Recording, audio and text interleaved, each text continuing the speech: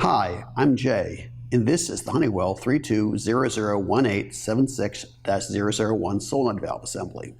This is a 24-volt AC electrically operated valve that turns the water on and off to your humidifier. Attached to the valve is a set of wires with 3 different colors. The blue wires supply power to the valve. The yellow wires are for the humidistat contacts. The red wires supply power to the digital humidistat if you have one. Do not connect power to either the red or yellow wires.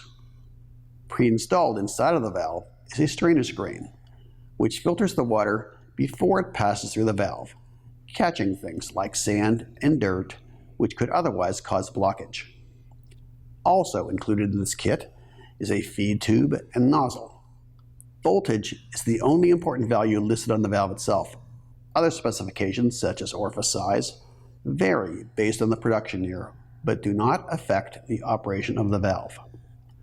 This valve needs to be replaced about every 10 years or more often if it fails and is stuck open or closed.